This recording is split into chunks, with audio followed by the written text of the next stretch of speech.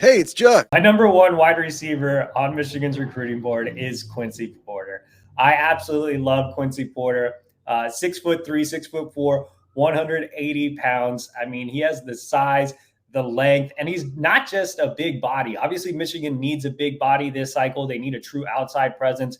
But Quincy Porter is more than that. He can stretch the field and get vertical. He runs routes like a small guy.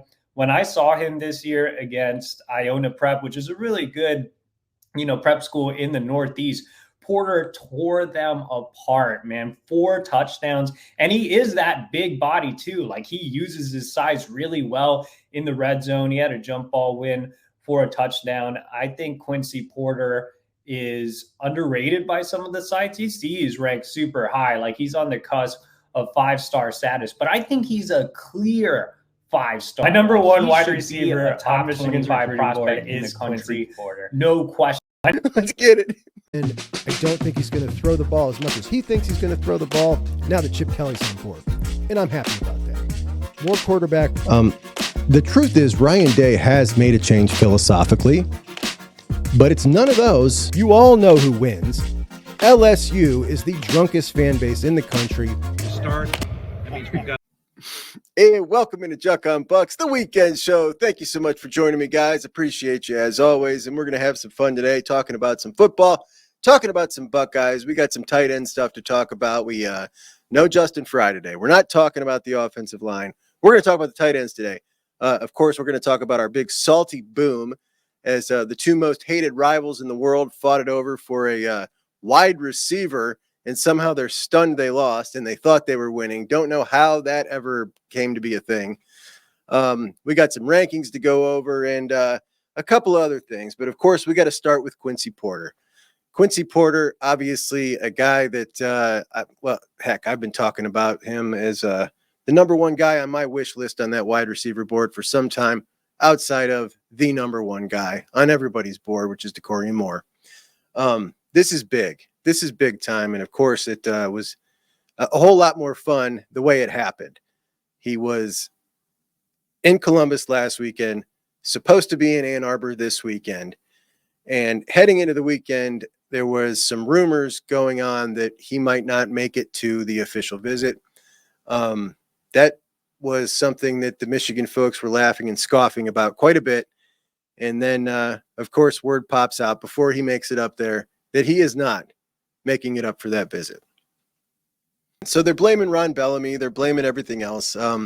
This guy, Ron Bellamy, their wide receiver coach, works at the University of Michigan and was going up against Brian Hartline for a wide receiver. What's that guy supposed to do, man? So Quincy chooses Ohio State, and he says it was Brian Hartline that ultimately made him commit, and Ohio State is wide receiver U, and of course it is. Quincy Porter, 6'3", 190. He might be closer to 6'4", an absolute monster, a big-bodied, physical, athletic wide receiver, absolute difference maker. This guy with 2 years in the strength and conditioning program is going to look like an NFL big body. He's got a frame that looks like it can pack on some serious muscle, and he's already a big dude. His 2.47 composite has him as a 4-star, top 50 overall prospect, and we don't care what he's ranked. He's the best wide receiver talent evaluator in the country is the guy that recruited him and brought him into Ohio State. So whatever the ranking is, it doesn't really matter. There's 3 guys in my estimation that most people would take over Quincy Porter: Decory Moore, Caleb Cunningham, and Khalil Lockett. And amongst the guys on the Buckeyes board, I couldn't be more excited about this. I had him over Jamie French, over Vernell Brown.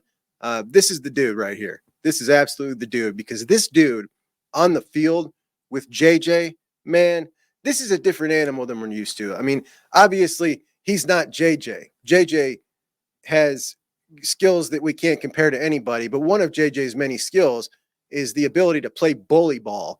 And Quincy can play bully ball, absolutely. When the ball's in the air, this dude goes up and gets it.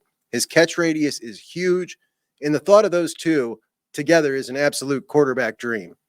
We're talking about big chunk plays with dudes like this. We can really see on this one that he's got, I noticed, kind of a short stride for a dude with such long legs, which is not great for his top end speed. but he can really cut hard from a full sprint, and it helps him there. He's pretty shifty for a dude that size. You can see here he really smokes this dude right off the line. Put in the ground, he's gone. And that's something that they knock him for, is getting off the line. Looked pretty good to me. They can't press him. He's too strong. Huge hands. He's playing at Bergen Catholic in New Jersey. This is a tough league. This is good competition. A lot of D1 guys here. It's just a big body, man. Physical. Tough to bring down. Only going to get worse for these DBs when that big body puts on another 15 pounds of straight muscle. I mean, this dude's a stud. Absolute stud. Now, I proposed a scenario the other day that I was thinking could lead this to becoming a very elite wide receiver class without even adding DeCorian Moore.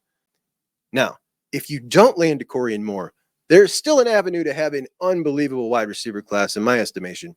If you can go down to tier 2 here, and if you land Vernell Brown, who I still think we lead for, even though he had a visit at Miami, said it was perfect, I still think we lead, and Quincy Porter, who heads up for his official to Michigan this weekend. And this is a Michigan, Ohio State, Penn State battle. If you can get those two guys, along with Des Jones, and then in tier 3, Dalen McCutcheon, who I think is the biggest sleeper here on this board, buddy, you've got yourself a crew, an absolute crew. Now, who's coming in for officials this week? Obviously, we'd love to add DeCorian Moore, but in case you don't get him, nice to have, another avenue to get an amazing wide receiver class. And you can get there, I think.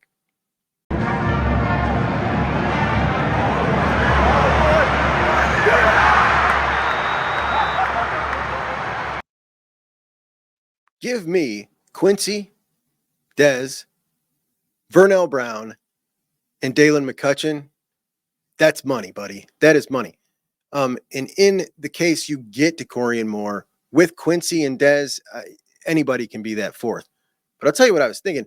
If I'm advising Dalen McCutcheon or Phillip Bell, who's on campus this week, the other wide receivers that are kind of in tier 3, in my tier, and I think kind of the Buckeyes tier 2. If I'm advising those guys, like you got to get in. If you think Ohio State is where you're leaning towards, you better get in now, because a lot of people think that the Jamie French, Vernell Brown is kind of a package deal, that they might go somewhere together. And I just, there's still a possibility that may happen for us. I don't think so, but a lot of people do. So if they're advising them, they're probably telling them one of those dudes has got to get in. And would you be stunned if Phillip Bell came out of this weekend and committed, or Dalen McCutcheon real soon? I wouldn't be. Not after Quincy got in this class. I think one of those dudes might be committing soon. Just a guess, but, this thing might fill up real quick, and they don't want to be left out. So, exciting times, buddy. If anyone's sleeping on Dez, man, what we got is an amazing slot receiver right here in Des Jones, and a true X in Quincy. I mean, this is shaping up to be quite the versatile class, which is just, perfect. You had a scenario earlier on where you were kind of looking at a lot of guys with the same kind of skill set. And that's why I really love bringing in Quincy. This is different. He's totally different than all the rest of these guys, which is why he was the number 1 guy on my board, on top of just being really good at what he does.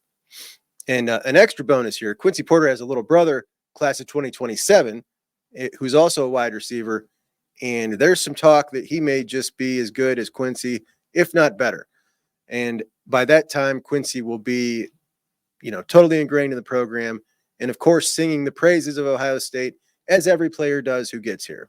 So 2 studs for the price of one. Well, not the price. Probably have to pay them both. By the way, the fellas in blue are so upset, man. Ryan paid him more. Of course, paid. Do they not understand that money's now part of recruiting? Like, that is a thing now. It's not, I get like how you used to say that, and that used to be the thing. That's part of it now. That has to be part of it, or you're not going to get top end prospects ever. And I mean, I would suggest you start donating if I was you. if you ever want to get guys like that. But then, of course, they came out. We don't need the this is too rich, man. They said they were going to get him. They didn't get him. And then they cry in private on their message boards and then come out and say, yeah, we've struggled recently without elite wide receivers. I'm concerned. Like, which is it? Did you want him or didn't you? Kid is smart to collect some cash, not taking a visit. How does OSU get the unlimited cash flow? We donate. We donate to our program because we like football. How about this one? McCord shot up to a 5-star because he committed to OSU. Well, I think the kid they have now, talking about Tavian, is better. 100% he got an OSU bump. It's ridiculous with all the cash they throw at kids. I'm truly wondering if they throw cash at people who rank the kids to give them bumps too. Either that or 24/7 or others do some unethical stuff, like bumping kids up that go to bigger schools without actually deserving it. So I said we don't care where they're ranked because we know we have the best wide receiver coach evaluating the talent.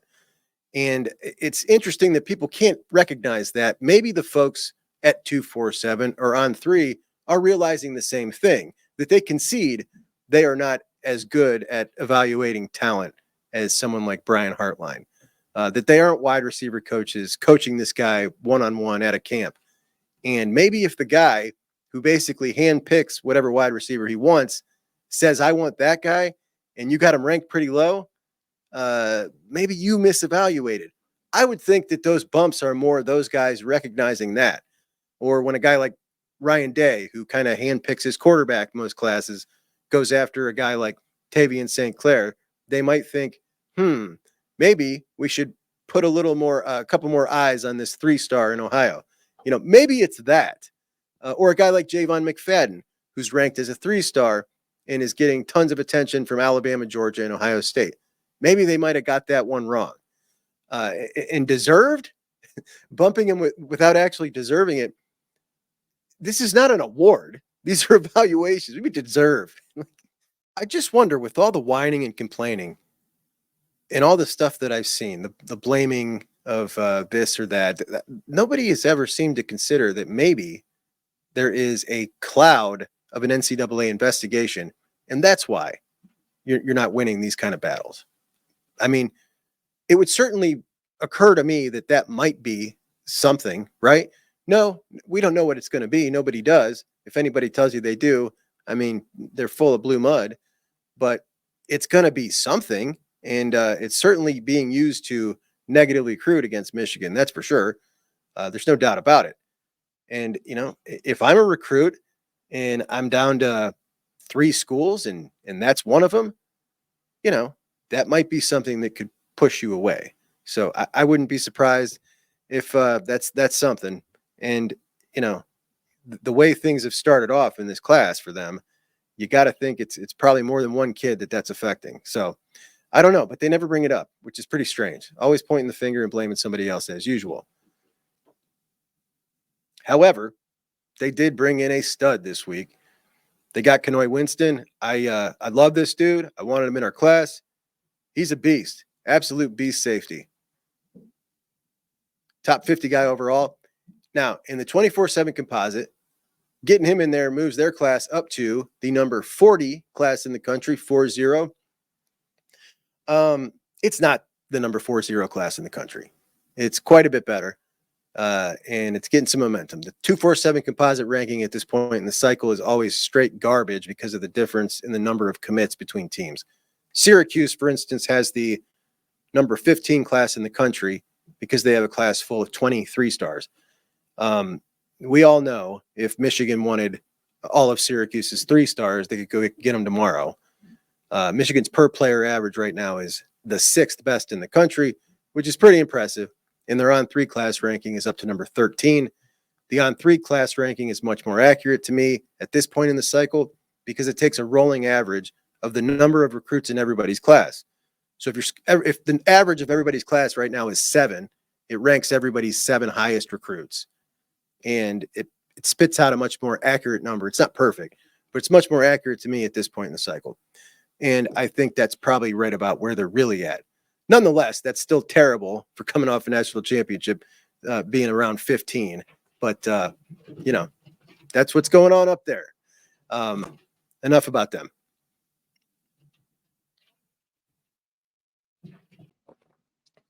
As for our class, which is just getting silly and sillier by the day, here's a little something for you. The Buckeyes have 9 top 100 players right now in the 247 composite. 9 top 100 players in the past couple cycles. So in 24 last year, we had 5 top 100 players total at the end of the class. In 23, we had 7. 21, we had 7. Already with 9, with only 15 guys in. Now, in 2020, that's when we had the second ranked class in the country. We had 14 is what we ended with. That's a big number, buddy. But those 9 top 100 players at this point, for context, the guys ranked number 2, number 3, and number 4 combined have 11 top 100 players. That's Notre Dame, Alabama, and Georgia. So absolutely smashing them. Alabama and Georgia each with 4. Combine Alabama and Georgia, the Bucks have 1 more. Pretty unbelievable. This class is amazing. You know what I love about this class? Forget talking about top 100 players. The guys at the bottom, the evaluations of these dudes with Des Jones and Deshaun Stewart out of New Jersey, and then the 2 Ohio guys and Eli Lee and Cody Haddad. When you're looking at the last 4 rated guys in a class of 15, and those are the dudes, you're just killing it, man. You're hitting it out of the park. I am so impressed by this crew, man. These guys are so good. But our closest Big Ten rival right now, USC at number 6, followed by Rutgers at number 10. Good on Greg Schiano. And this isn't just a class chock full of 3 stars. 5 4-stars in Rutgers class. That's pretty impressive. The Ducks clock in at number 20. And this is another goofy 247 team ranking at this point, as the Ducks have the number 4 best per player average right now. They're set up really well. On3 has them as number 8. 3 of the top 4 teams that are expected to compete for a national championship this year, Ohio State, Georgia, Oregon, all in there, the top 4 with the per player average. So the rich get richer. Texas quite a ways back, but they're on the board for a lot of guys right now that they're probably going to land, and they're going to catch up in that department. All right, so we talked a lot about the offensive line this week. Let's hit on the tight ends. So the tight ends, probably the next group that there is legit concern about outside of the offensive line, which I think most of us are starting to come to the conclusion that the offensive line is going to perform a heck of a lot better this year than they did last year with Chip, with 5 returning starters and the guys all a year older and better. 2 of them in Hensman and Simmons, who've made some pretty dramatic body changes. I'm starting to feel really confident about the offensive line. The tight ends, you got Keenan Bailey, who on the dream team coaching staff that Ryan Day has kind of assembled here, is maybe the other guy along with Fry, who kind of stands out as there's still some questions. Young, energetic dude. He's done a great job kind of climbing the ladder of the ranks. He's been in that building for a while. He's clearly impressed Ryan Day. He went out hard this year after his number 1 target and pulled Nate Roberts out of Oklahoma, a dude who, grew up in the shadows of the University of Oklahoma. That's really impressive. He was singularly focused on him, though they wanted 2 tight ends, and he kind of lost Brock Schott, his number 2 tight end, and Luka Gilbert, both in consecutive days to Miami, I think because he was so hard in on Nate. And if he had lost Nate Roberts, they were dropping pretty far down the board at that point. So it looked like they might shut it down then, but they still had Brody Lennon in their sights. And Brody Lennon, 6'4", 220, out of Gilmore Academy in Gates Mills, so up here in my neck of the woods in Northeast Ohio. And he came down to camp this week, and he was extended an offer. He's ranked the number 835 overall player in the composite. They believe this guy has what it takes to develop into something pretty good. And as a second tight end of the class, I think it's a great offer to go get a guy like this. He's got some real good tools here. We're talking about a guy who ran a 4.5 in a laser time 40. That's legit. That's a stud. His film is 12 minutes long, ton of defensive plays. He looks like he could play defense for real. The dude's really good, but not playing against big time competition at all. And that's what dings him here on this rating.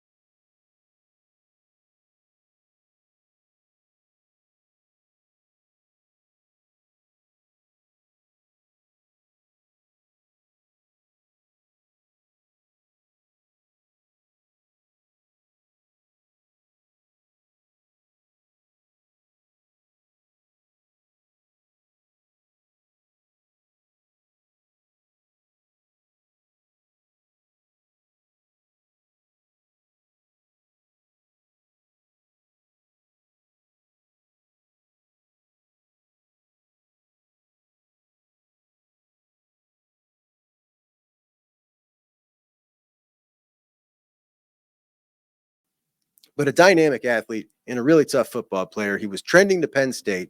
I talked to him on Friday, and he told me he's going to be making his decision and his announcement the last week of June. So we're probably just a week out from getting a big boom from Brody Lennon, in my opinion. I think this is a slam dunk. It's Buckeyes all the way, and we're going to know next week. So between him and Nate Roberts, that's a great crop of dudes. But what are we going to get out of the tight ends this year that are in the room? The word is Keenan's coaching him harder than ever before. G. Scott, a guy who I'm rooting for to be a captain of this team because I think he deserves it. He's selfless. He's worked his butt off, coming in as a 5-star receiver, switching positions, working so hard to change his body. Always been a great teammate. Everybody loves him. I'd be shocked if he wasn't a captain this year. On the field, obviously, a much better receiving tight end than a blocker. Definitely made a bit of a body transformation, and he looks bigger than ever recently. The clip I saw last week of him helping out at camp, it looks like he even put on some dirty weight a little bit. I don't know if that's temporary, if he plans on playing with that on, but, should help him block a bit. Might slow him down a little bit, though. But he had more issues than a lack of power when it comes to blocking and a lack of weight. There was a lot of technical issues. And we see this a lot with guys who move to tight end. Tight end is just like the catch-all position from guys coming from other positions or even other sports.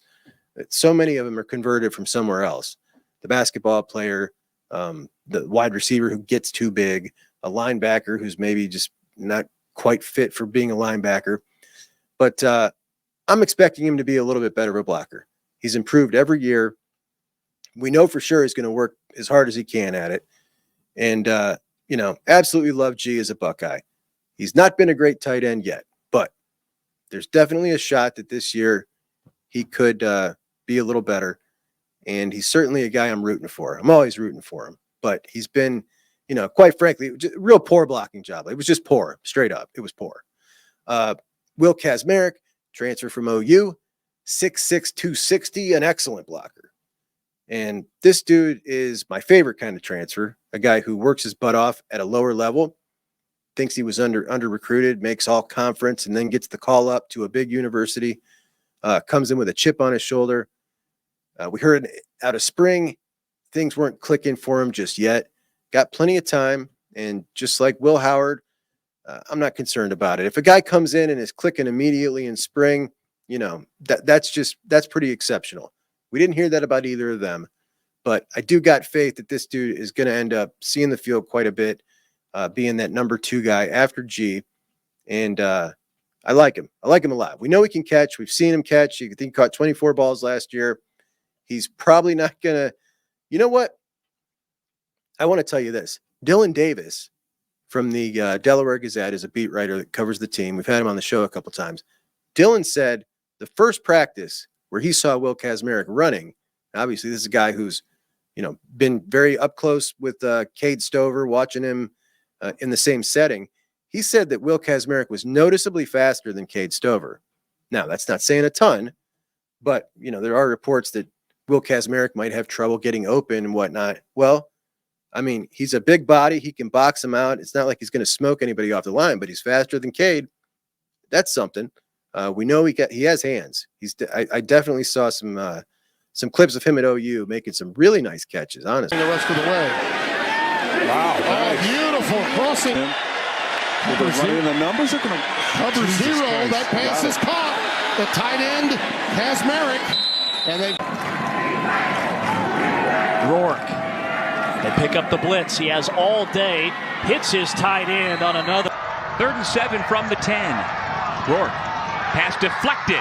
Caught in the end zone. Touchdown. Will Kacmeric. Rourke wanted a shot down the sideline. We know Ben Gurd can break him. Sets up play action down the seam. And here again. Now he's going to fire. And he's got his tight end. And look at it. 184 yards to begin. 0 for his last 4. Pressure comes in. He'll get this one complete to Will Kacmeric. And here he goes. A tight end across midfield. Rourke settles in. Yep, back to the tight end. Kacmeric. 3rd and 6. Rourke, great pocket, delivers an easy. No review from upstairs on that. The throw, downfield, caught at the 10, and lunging down to the 4 is 20 pounds in the offseason, but he can move. 3rd and 9, here comes the pressure. Rourke feels the heat, floats it, jump ball, reeled in for a touchdown. Rourke feels the heat, floats it, jump ball, reeled in for a touchdown. And he's fast and he's physical. You know, he might end up being a pretty good tight end for us as we move on progressively through the season. But that's not it. We got Patrick Gurd. Patrick Gurd, his last year with the Bucks, has emerged as a leader, a walk-on, a legacy, a guy who played a lot at Rutgers when Cade was injured. He played really well. Seems like from what we're hearing that he might get quite a bit of playing time this year, and I'm all for it. So that's 3 guys at the top. None of them is a dynamo. None of them is an awesome tight end, but I really like the guys. Absolutely really like the guys. I think they've all got some talent. They've all got some things that they're good at. A pretty well-rounded group altogether, but not one guy who's super well-rounded at everything. Another guy on the crew here, Bennet Christian. Bennet was suspended all last year for a performance-enhancing substance that he said he got at GNC, and it was on the banned substance list. If that's true, that is a super fail on him and probably on the crew, right? Like, these guys got to know they cannot take anything from GNC unless they get it checked off the list, man. Like, you can't just go doing that. That is a boneheaded move if I ever heard one. There are so many things that are on that banned substance list that you would think are just totally innocuous that you just can't do it. So that was a big fail, man. That's really disappointing. But he did get to practice with the scout team all last year. So definitely a big plus there as he was going up against JT and Jack. And that's going to get you better. That's definitely going to get you better. And then you got the one guy who is talent-wise, how do you say this? All right, so you got a team full of freaks. And the first 3 guys we just discussed are not that at all. Jelani Thurman is a straight-up freak. This is a dude who's 6'6", 250 plus. His arms look like a left tackle's, and he's hard to bring down. He's fast. He's got great hands. This guy is a dynamic athlete. Didn't do much blocking in high school. As a senior, he caught 36 balls for 600 yards and 12 touchdowns from Air Noland at Langston Hughes. Last year as a freshman, he played 24 total offensive snaps on the season. He went into the Cotton Bowl, and he was supposed to play. We heard he was going to play. He ended up starting the game, played 2 plays the whole game. So in spring, he told Letterman Rowe in an interview that he wants to win as a Buckeye on more playing time for the Cotton Bowl. The game plan was to come out and win. I was part of that at the beginning, and then some other guys came in. Some other guys who would get the job done probably just a little better than me. So that's a pretty awesome quote, man. Love the attitude. Wasn't frustrating by his lack of playing time last year. He said he was learning, sitting back, and getting ready for my year. Sometimes it doesn't work out how you want it to. You just got to keep grinding and trust the process. So just as Buckeyes, when we talk about these guys, G. Scott, Patrick Gurd, these are 2 awesome leaders on the team. 2 guys who are Buckeye through and through. The story of Bennet Christian coming back from that suspension, Will Kacmeric getting the call up, Jelani Thurman with that attitude. I really like this group of dudes. Like, this is a great group of Buckeyes here in this tight end room. Really rooting hard for these guys for sure. And, initially I was really irritated with the state of this room early on. And I'm starting to come around to thinking, with Chip, all things are possible. And we might end up having a great tight end room with this group of guys. I also think Will Kacmeric is going to continue to improve. And I'm starting to really feel much more positive about G and Chip's scheme. And it's just going to be a blessing for all these guys working with Chip Kelly, man. The signing of the offseason, it it helps everybody so much. And I can't wait. I can't wait. It's almost like I'm getting annoyed talking about football so much because I just it just seems so far away still. But Max LeBlanc, the freshman tight end, and Demarion Witten, another freak from Glenville. He's still working out in Hartline's room. We'll see how long that lasts. He's 6'4", 215. It's not a very big dude, but Brody Lennon is 6'4", 220. And they think they can bulk him up. We'll see if they can bulk Demarion Witten up, or if he's so explosive, they just want to keep him in the wide receiver room and not get him any bigger, which, quite frankly, watching the guy's film, that might be the better idea. I mean, when we talk about the big-bodied studs, Demarion Witten is that. TJ Alford, our guy. TJ, obviously, we know he's been taking visits. He was at Florida State during a 7-on-7 tournament, and On3 caught up with him, had a little interview with him. They asked, what can the Seminoles do to change your mind? TJ said, really just be themselves. I'm really big on what you see is what you get. If they're themselves and I'm comfortable, then that's good. I'm just taking my visits and seeing around. I still feel good about where I'm at, but I'm just taking them and seeing around and making sure. And TJ, a total class act, has been from the beginning. He was one of the first guys to kind of announce that he was going to be doing the commit and then take the visits, which I still don't fully understand. But, that's what he wanted to do. And he went and cleared it he was down to 5 schools at the time, cleared it with all 5 of those before he made his commitment to Ohio State. And he's just a class dude. I honestly think he's totally locked in, and there's not anything to worry about there. I know some people are worried that he's going to end up trying to stay home. Miami is of particular interest to the family, and I think we're good to go there. I think he's totally enamored by James Laurinaitis, and I think he loves Ohio State.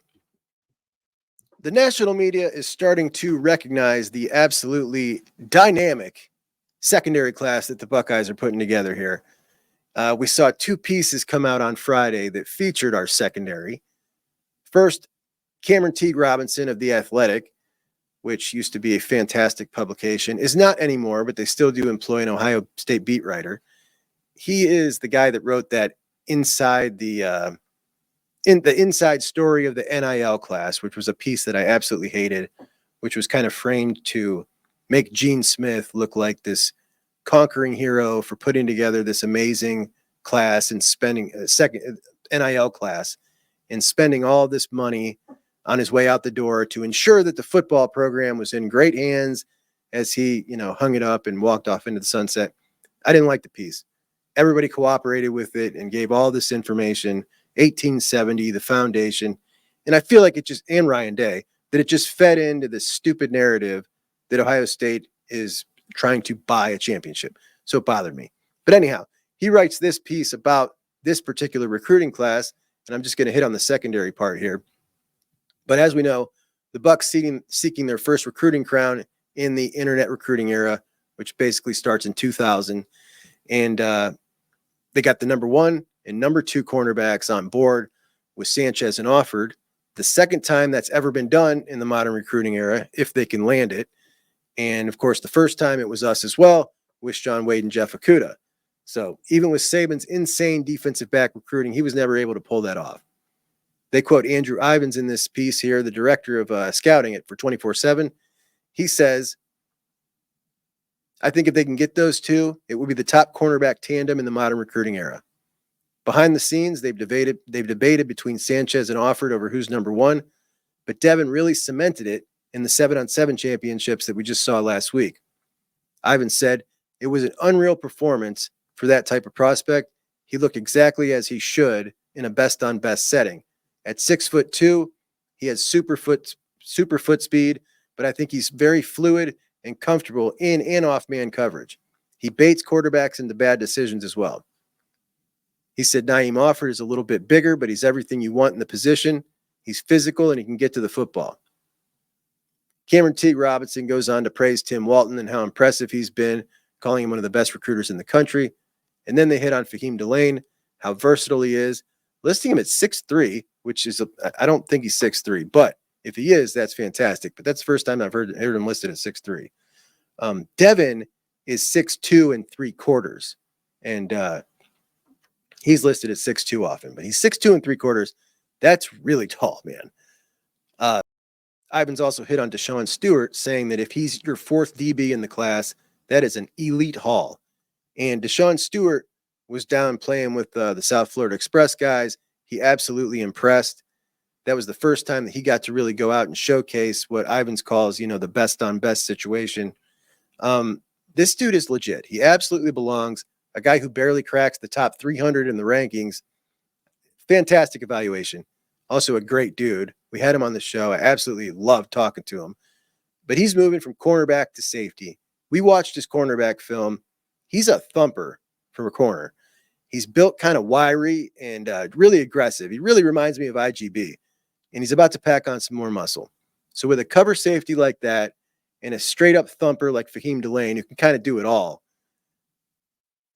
and then Cody Haddad, who, we don't know exactly where Cody's going to fit into all this, but they wanted him, and they wanted him bad. The dude is an absolute football player, so they're happy to have him. Robinson then goes on to talk about the player that's looming, and he talks about Trey McNutt being that player. But no mention about the guy who is actually looming, in my opinion. That's five-star corner Dorian Brew. Brew, we've kind of felt up and then way down and then kind of back up on this recruitment. Mom, an OSU track star in the Ohio State Hall of Fame. Dad, an LSU guy who was an Olympic sprinter. But dad currently coaching in Conroe, Texas. Dorian from Ohio moved down last season to play in Conroe, Texas, where his dad's coaching. Now, we've certainly seen scenarios in the coaching industry where a guy is a high school coach and gets a kind of career bump when you talk about maybe a player of his going to a certain school. So with that in mind, Texas is after him hard. Who knows? You've also got connections to LSU and Ohio State, because you could certainly see a tie to all three of them if you kind of just are looking at I don't know, in the most cynical ways of recruiting. But, Mark Givler from Buckeye Huddle interviewed Dorian, and to me, it came off in that interview like this guy really wants to be a Buckeye. It sounded like he missed home. It sounded like he absolutely loves it. He was talking about the Penn State game, and he referred to Ohio State as we, kind of like we do, right? Like he's a fan of the Buckeyes. You could clearly tell. I don't know, man. I don't know. I think Dorian Brew ends up a Buckeye. Let me know your thoughts in the comments here. But man, we're a funny group. I don't know why, but for some reason, Dorian Brew is someone we've not talked about much at all throughout this process. I mean, it seemed like once we thought he was in and then went back down, and it was like, everybody thought he was going to Texas. It was like, all right, forget about him.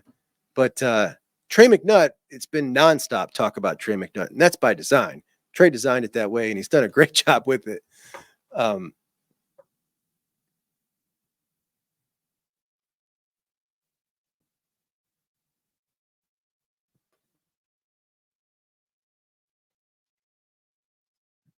There's Trey on the bed, piled, smothered with all of his letters from schools, with all of his offers on the wall, holding his For the Kids shirt. That's his slogan, For the Kids, and his branded shirt there. And he has successfully made all 8 of his finalists kind of feel like they are all a 50-50 coin flip for his services. Successfully kept his name on the tip of all their tongues. There's not a single recruiting analyst who has any feeling on where McNutt's going to go. They're not willing to stick their neck out and say it in a prediction anyway. The best they can come up with is, well, he's from Ohio. Like, that's it. So Dorian Brew, Trey McNutt, give me your predictions. I'm going to tell you, I think Brew ends up in the class. I think McNutt, I don't think it was anything that ever made a whole lot of progress. And I don't think he ends up in the class. I know some of you do, and you seem to get angry when I tell you that I don't think so. I see your comments about him. I feel like there is this thing where we tend to get like we don't want to believe it. Like an Ohio guy, we don't want to believe that that would actually be the case. That an Ohio guy whose parents both went to Ohio State would not want to go to Ohio State. I've seen it a lot. Like, how could this be? You know, not everybody's wired like us, guys. You know what I mean? Like, not everybody grows up like loving Ohio State like that. It's just, you know, most people do to grow up in this state. Not everybody does. And some guys don't want to follow in their dad's footsteps. Some guys don't have a great relationship with their dad. You know what I mean? Who knows? But it never felt to me at all that he came into this recruitment with everybody on an even playing field. There wasn't any lean towards Ohio State. And I don't think that there has been this entire time. And, you know, I don't think he is the number one guy on the Buckeyes board in the defensive backfield. I think that it's Dorian Brew. And sure, would they take Trey? Yes. Are they still pursuing him? Yes. Are they pursuing him the way Trey once pursued? I don't know. I don't think so. And Robinson finishes up. In many ways, Ohio State's success in recruiting talented, versatile defensive backs is reminiscent of what Saban did for so many years at Alabama.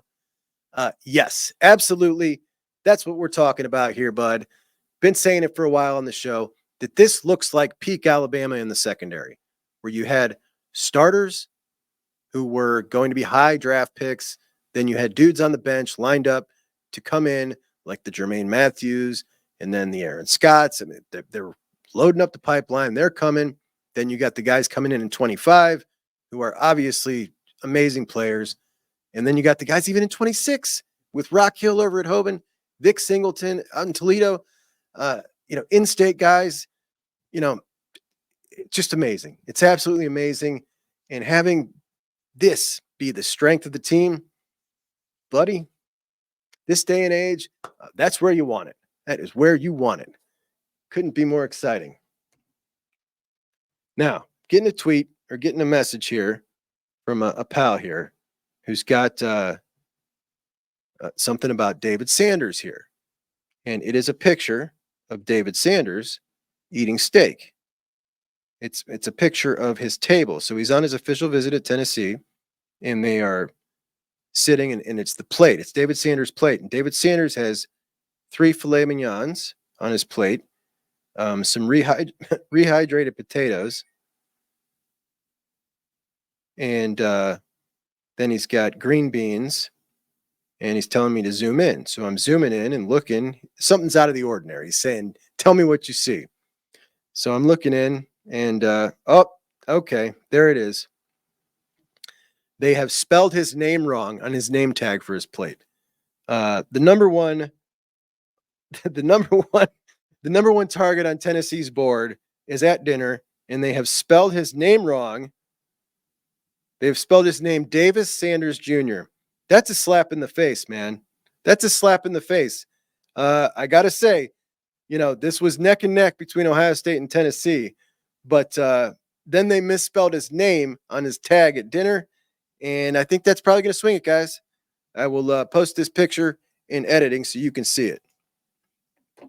But we're looking good. We're looking real good for David Sanders. My buddy Dan there. He really gets in the weeds, man. He really gets in the weeds on Instagram. My guy, man. My guy.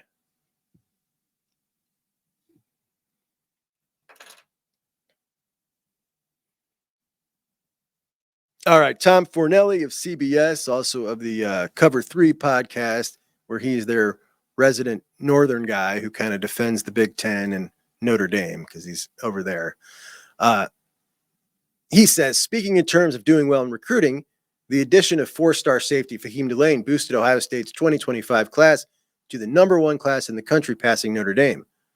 While plenty of people will look at the incoming 5-star quarterback like Tavian St. Clair, the number 2 player nationally, as a big get, what really stands out is the work the Buckeyes are doing in the secondary. Fahim Delane is a 4-star safety, ranked the number 50 player in the country per 247, and he's the 3rd best defensive back in Ohio State's class. Cornerbacks Devin Sanchez, number 4 overall, and Naeem Offord, number 6, are in that class too. Add in transfer safety Caleb Downs, number 8 overall in 2024 from Alabama via the portal this winter, and the Buckeyes are building an incredible secondary. You have to thank defensive coordinator Jim Knowles got tired of watching all of Ohio State's future NFL receivers terrorize his defense in practice and let Ryan Day know he wanted the scrimmages to be a little more balanced. We're a lucky bunch, man. By the way, Marcus Freeman is now making Brian Kelly look like a total idiot for all the years we heard that guy complain and whine about how he could not recruit at Notre Dame like everybody else could because of all the restrictions and how hard it was to get guys in there. Marcus Freeman's killing it. And as irritated as I am with Marcus Freeman about the comments he made about Ohio State, he is a Buckeye and he's doing a damn good job. So according to Athlon Sports, which is a total trash rag, so take that for what it's worth, they are alleging that they have talked to some player sources from Colorado who say that after the spring game at Colorado, there was a Lil Wayne concert and Shedeur Sanders was opening for Lil Wayne with his new single, which I really wanted to play for you guys when it came out because it was so horrible. But according to these players' sources, Deion said if anybody on the team does not show up to support Shedeur, they will be kicked off the team. And according to these guys, that was the last straw for some of the 42 players that transferred out of the program, that they were not going to be told that they had to go to Shedeur's concert. Listen, if this is true or not, I don't know. He came out and denied it. He said, oh, by the way, wait. Deion also came out with his own single, Must Be the Money Too, via Death Row Records 2 weeks ago. Neither Deion's nor Shedeur's have been picked up on the Billboard Top 100 or received widespread radio play, according to Athlon Sports. I did not know radio play was how you judged songs anymore.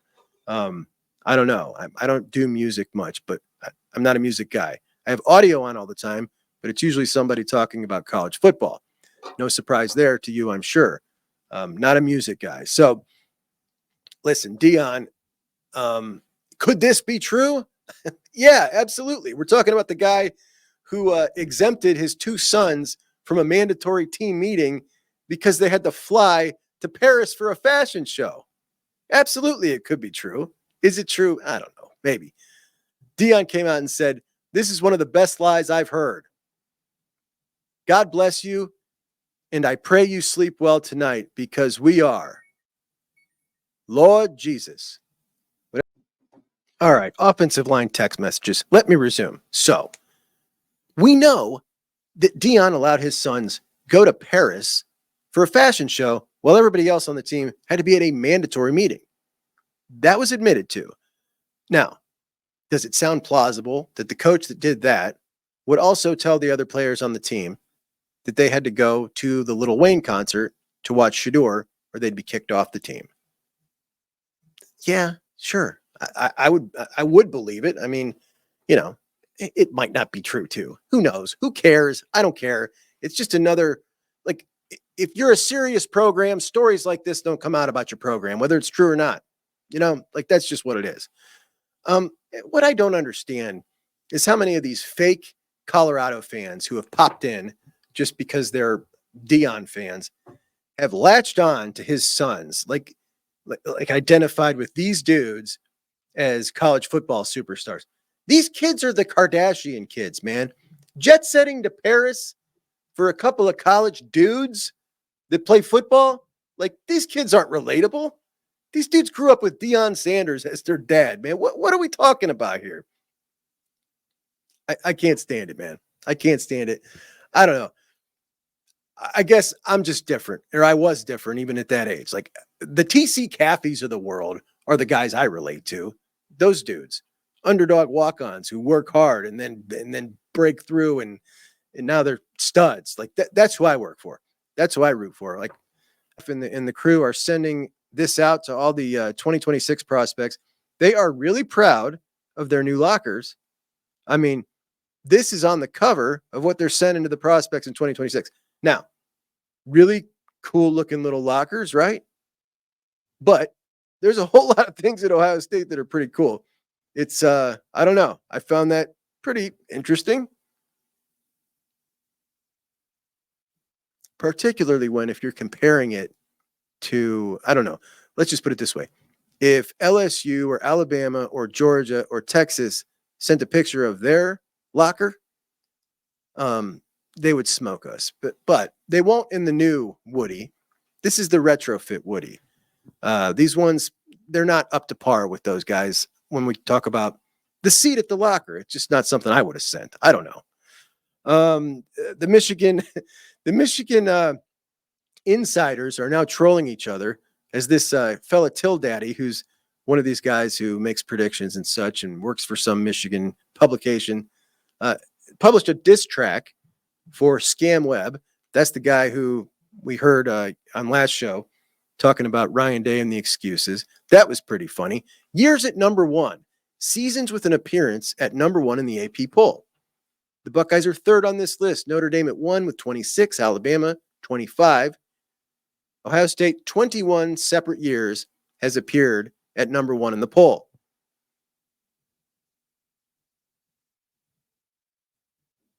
Now, here's what's interesting about this. When we do our breakdown, right, the 8 traditional blue bloods of college football, and that came out to Ohio State number 1, Alabama number 2, Michigan number 3, Notre Dame number 4. Oklahoma was number 5, USC was number 6, Nebraska was number 7, and Texas was number 8.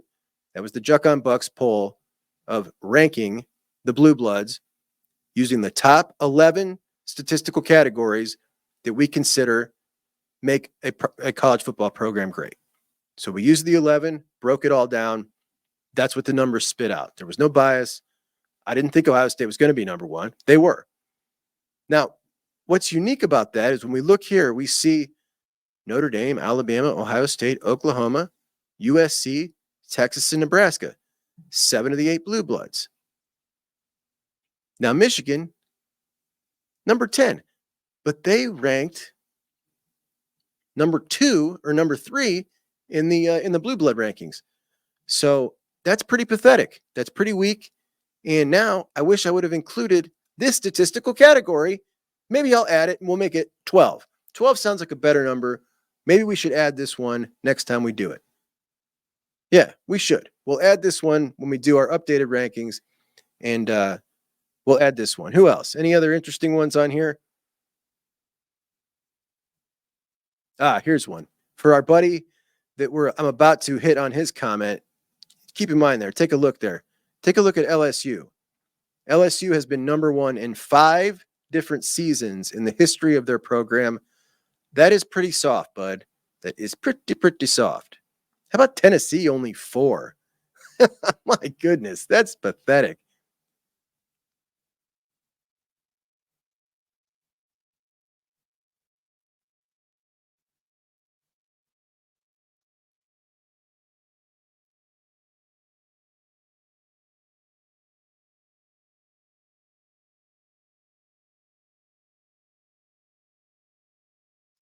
How about this guy, man? Now, listen, I've busted on this guy before. This is the worst clickbaity headline I've ever seen in my life. Michigan football better in 2024. The team that is 128th in returning production. The team that won the trophy. Is this one better? Is this team better? Losing 40 guys.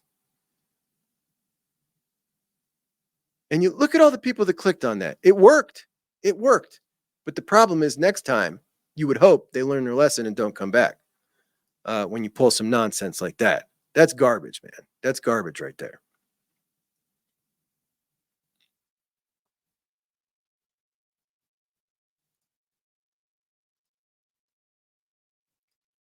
All right.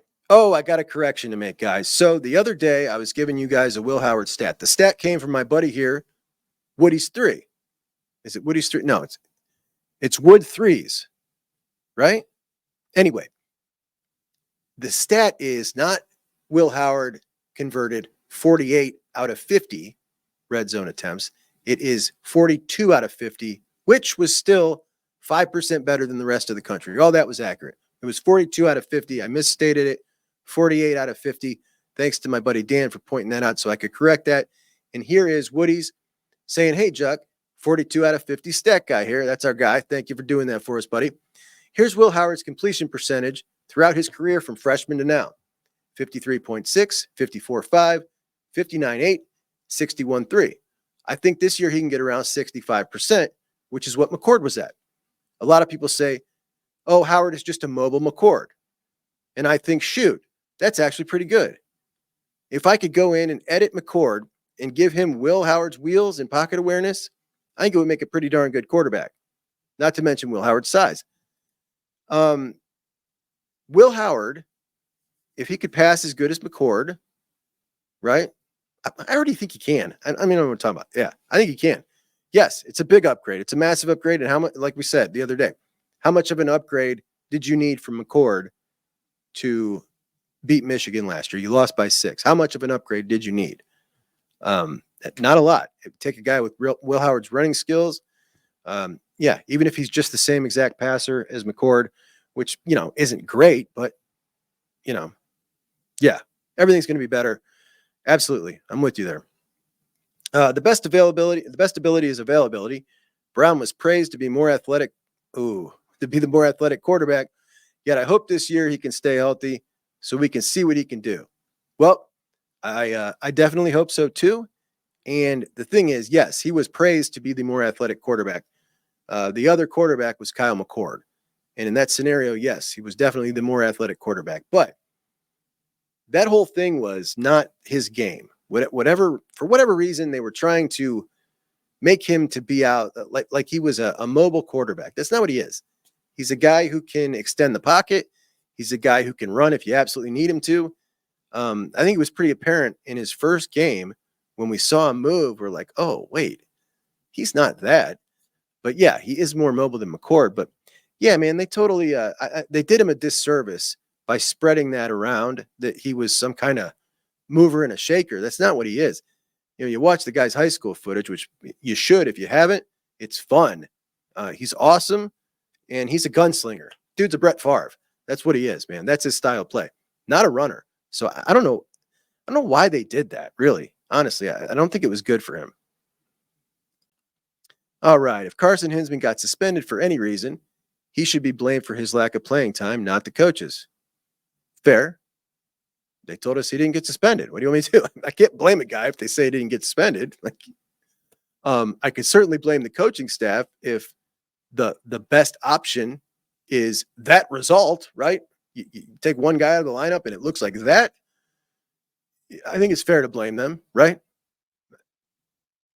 Is it fair to say you should at least be able to lose 1 or 2 linemen off your team and not put out the worst performance we've seen in how many years on the offensive line? Lotto years. Lotto years. All right. Carson Hensman wasn't supposed to be at center a year ago, but nobody saw Luke Wilbur leaving. That's fair. That's a fair point. We got a couple of those. I'd say a couple things. One, this is Ohio State. You always need to be prepared at every position for somebody leaving for the NFL, an early declaration. You know, we've all been doing this long enough, right? Number 2, you carry 20 offensive linemen. You start 5. If you are in a position where an early declaration, or keep in mind, we're in the transfer portal era, you can lose anybody at any time. If you have yourself in the position where losing one guy unexpectedly off your roster, and the best thing you can do is start a guy who's clearly not ready and plays a pretty poor season. Like, if that's the best you can do at Ohio State, there's been a breakdown somewhere.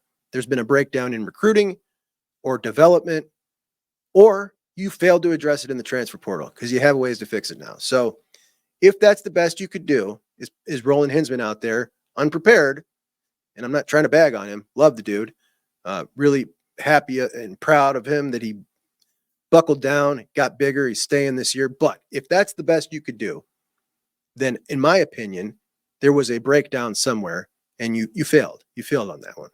That's my thoughts on it. But I respect your opinion if you don't agree.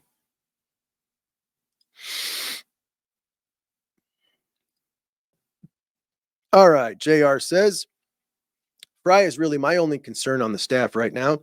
I think he can develop players, but he for sure doesn't have the charisma of some of the other guys.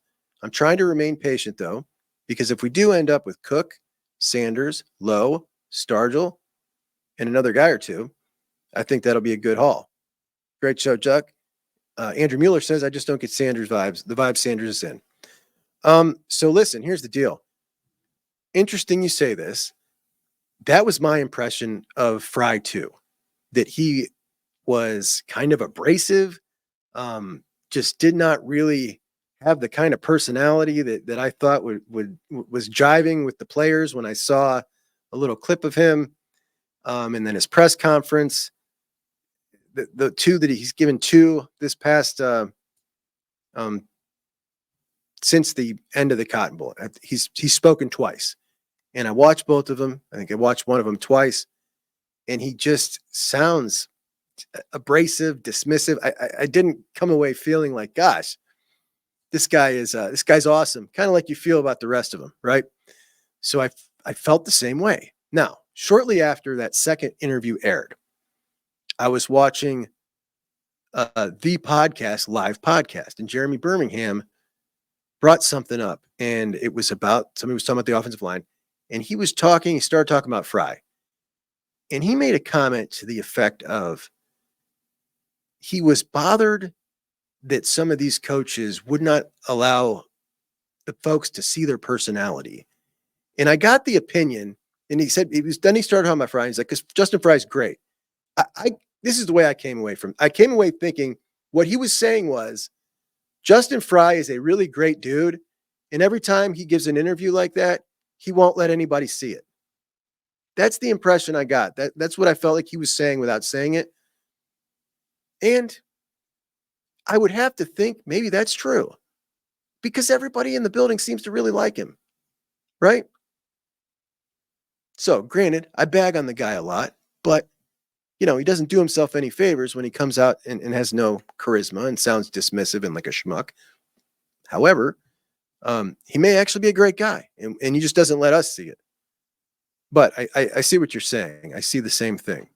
All right. So the other day I said, Alabama and Tennessee have been fierce rivals forever. But the last 20 years, what Alabama game do we look forward to? It's not their game with Tennessee. It's their game with LSU. And I kind of compared that to Ohio State, and what I see becoming the new Alabama LSU up here is the Ohio State-Oregon game. Not the game with our rival. Not on a national scale anyway. Of course, we know it'll always do a huge number, the game. But the game everybody's jazzed about and everybody around the country is talking about is the Ohio State-Oregon game. Now, Dane takes exception to that, and he says, junk, football history and rivalry-wise, with all due respect, Oregon's not on the same level as Ohio State to be an equivalent to a rivalry as Bama and LSU. All right, we'll start there. So history-wise, no, Oregon's nothing like Ohio State. Nobody's saying they are.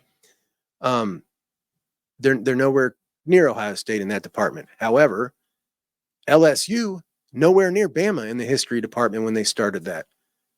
When they started that series, LSU had won, 7 SEC titles since 1930 when they started that rivalry with Saban when he first got to Alabama. 7 SEC titles since 1930. They had one national championship in the 50s, and the other one Saban had just won for them. LSU was a middling program. They were never some behemoth. It's not until the last 20 years that LSU has become this super well-respected school. So it's actually very similar, to be honest, in that aspect. However, that aspect has nothing to do with it. What I'm talking about is Oregon and Ohio State are now doing exactly what LSU and Bama did during that rivalry, which is they're going to be competing for conference championships, national championships, and on the recruiting trail for every recruit, which is what made that one so intense and so nasty. And quite frankly, when we look at our friends up north, Quincy Porter is the only recruit that we banged heads with this entire cycle. We're banging heads with Oregon for everybody. We're on the same guys with Oregon. That really is not happening with Michigan. I also see Michigan rescinding back to what they were, a 10-win team, a 9-win team and not doing much in the playoffs. That's what I see them being the next 5 to 10 years. Oregon, I see being a team that will probably win a couple Big Ten titles in the next 5 years. So that's what I mean by that. All right. John Winder says, I think French is coming to Ohio State. He has visited so much. I think that is why he's visiting the other schools, to make sure he's making the right decision. It's a fair point. It would be a really wily move that he pulled over on everybody. I've certainly heard some people around Ohio State say that they think everybody's panicking too much, blah, blah. I'm not panicking. Like I said, I think Quincy's better than the dude. I don't really think this guy I don't think he's that great. I really don't. So to me, not a big deal. Now, I think he's got a great personality. So would it be possible for him to pull something off like this, like you're saying here? Quite possibly. Yeah, I think so. I think he could pull it off, but it would be a heck of a ruse, man. I mean, to totally take Ohio State out of your visits. He said straight up who his top 3 were, and Ohio State and Tennessee were the distant 4 and 5. Like, he said that. So, for him to say that and the whole time it be a big ruse would be, it would be pretty cool. It would be pretty funny. I don't think that's what's happening, but if you're right, I owe you a cup of coffee, buddy. And we will have that cup of coffee and reminisce about the best troll job ever. Michigan always beats y'all, though. This is a fella who's new to football, apparently. Hey, Juck, Ray here. I missed the gold pants you used to have on your microphone handle. Hey, Ray. No, they're still there, Ray. I see him right there. A small net in sales would be called a weak pipeline. It's a horrible strategy. I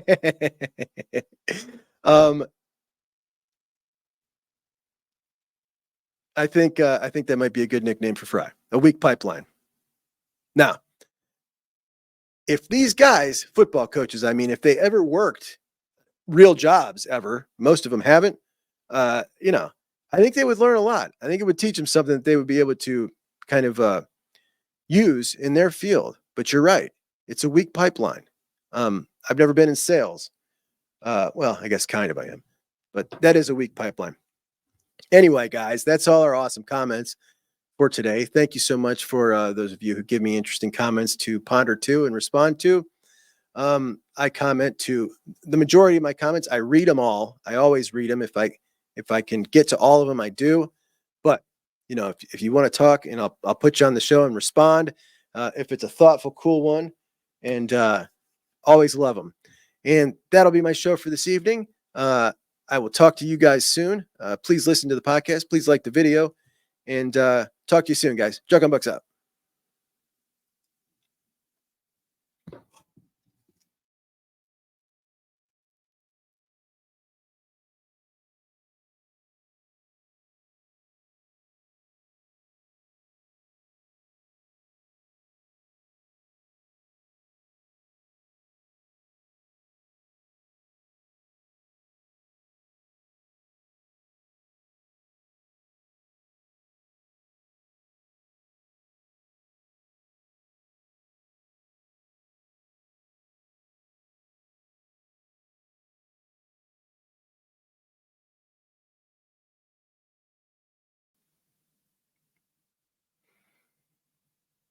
Do I not have it loaded? Hey, seriously, Florida State, dude, what are you doing? This is Florida State's class, ranked 60th in the country. They've got 4 commits in their class. 2 4-stars, 2 3-stars. This is Mike Norvell, who people talk about as a top 5 coach. 17 transfers brought in. I don't know what this guy's doing, man. All right, and here is the updated class rankings. So you've got the Buckeyes sitting at number 1, Notre Dame, Alabama, Georgia. Clemson at number 5. That's pretty impressive. They've got themselves back up. They've been in the teens recently. USC still doing well. They may lose a couple dudes back to a couple of their Georgia guys may end up flipping back to Georgia. Then you got Rutgers at number 10. Wisconsin creeping in there at number 12. Good job by Fick.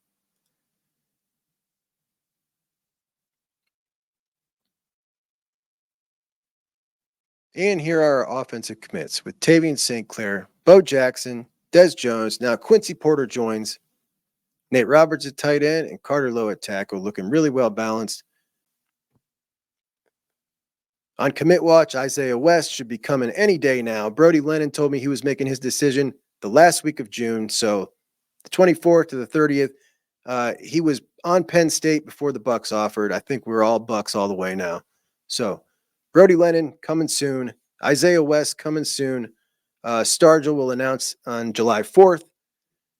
And we know that Justin Hill announces July 3rd. So he should be on there too. But this is just offense. And that is who I think is committing next on offense, unless we get a surprise wide receiver who wants to jump in now that Quincy has jumped in because they want their spot.